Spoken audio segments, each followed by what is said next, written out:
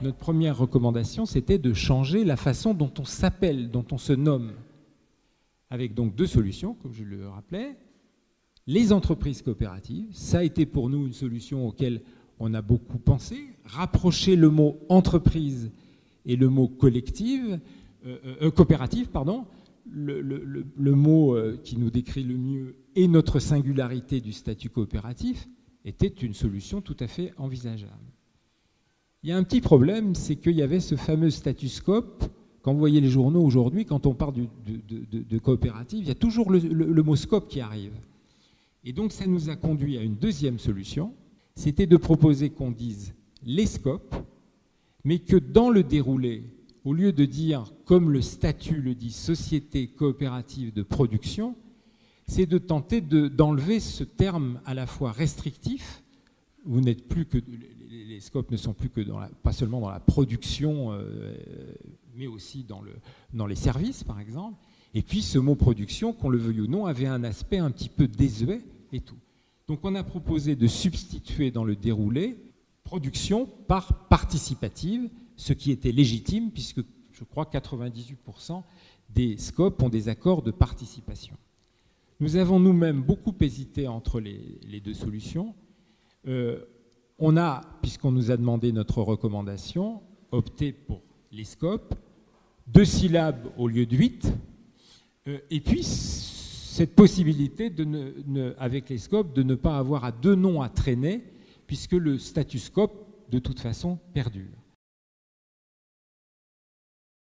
Le cahier des charges, il est assez fort, assez, je dirais, important.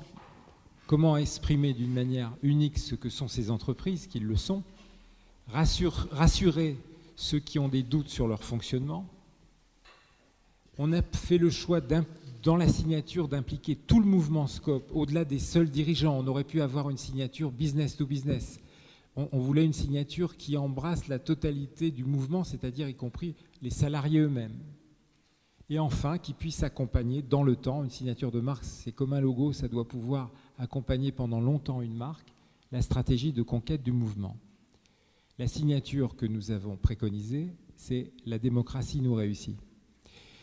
La réussite, là, elle est pas seulement la réussite économique de ces entreprises, dont on sait qu'elles résistent plutôt mieux que les autres à la crise, c'est aussi la réussite humaine, c'est la réussite et l'épanouissement des gens qui y travaillent. Et puis la démocratie, c'est bien sûr la valeur fondatrice qui est inscrite dans les statuts mêmes des scopes.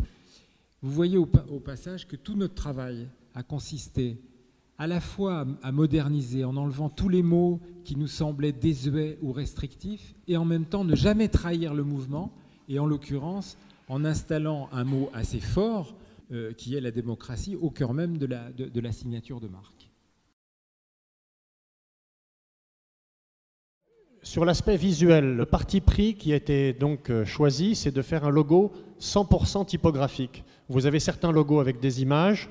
Nous, on a souhaité le faire 100% typographique pour une simple et bonne raison, c'est que l'appellation les scopes, on veut l'implanter, on veut, je dirais, la marteler, c'est ça qui est prioritaire.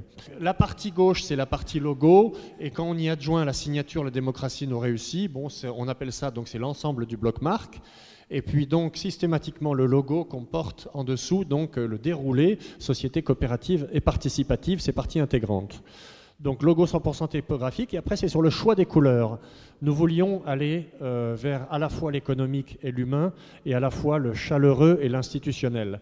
Le mouvement des scopes, la confédération, les unions régionales, nous sommes une institution, on est un réseau d'accompagnement, il y a une notion d'institution.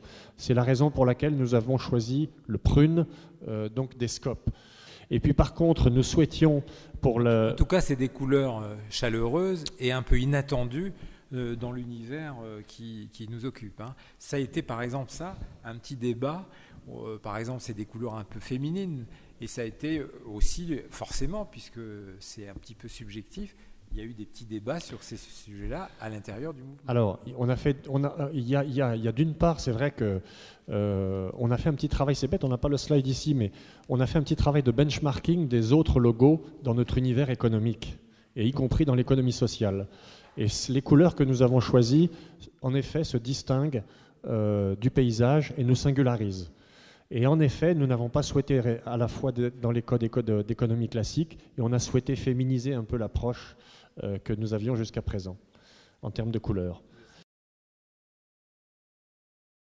Nous avons suivi la recommandation de l'agence quant à la création du label. C'était une forte demande de nos élus, du constat que le développement des scopes se fait d'abord par les scopes elles-mêmes, et donc les 2000 scopes sont les premiers ambassadeurs de la marque, d'où la création de ce label que nous avons mis en scène et incarné. Donc qui reprend le symbole des 2S, hein, donc, en tout cas le maillon de chaîne, et avec en dessous le logo, les scopes, la démocratie nous réussit. Alors, juste un mot pour compléter sur le label, c'est très très important cette notion de label. Aujourd'hui, toutes les entreprises sont questionnées par leurs donneurs d'ordre, questionnées par l'environnement local, questionnées donc par l'opinion sur leur responsabilité économique et sociale. Qu'est-ce que vous faites, vous? C'est bien, vous gagnez de l'argent, mais est-ce que socialement, vous avez des bonnes pratiques? Est-ce que, justement, vous êtes des entreprises citoyennes, etc. Eh bien, ça aurait été quand même un comble que les scopes, qui depuis 170 ans, je dirais, sont par nature positionnés sur le fait de concilier l'économique et le social, ne puissent pas, elles, afficher leur valeur ajoutée coopérative. Et ce label, c'est effectivement, on a suivi la reco de l'agence pour cette notion d'appartenance, mais ce label va même au-delà dans sa force, puisqu'il permet à chaque scope, aujourd'hui, d'affirmer sa valeur ajoutée coopérative, qui repose sur des principes, un périmètre très précis, puisque, comme vous l'avez compris, les salariés sont associés majoritaires, il y a une démocratie d'entreprise, le centre de décision, il est sur le territoire, il y a une priorité à la pérennité de l'entreprise, et donc il y a une responsabilité sociale. Les scopes étaient connus sur ce terrain-là, elles l'étaient moins sur le terrain économique.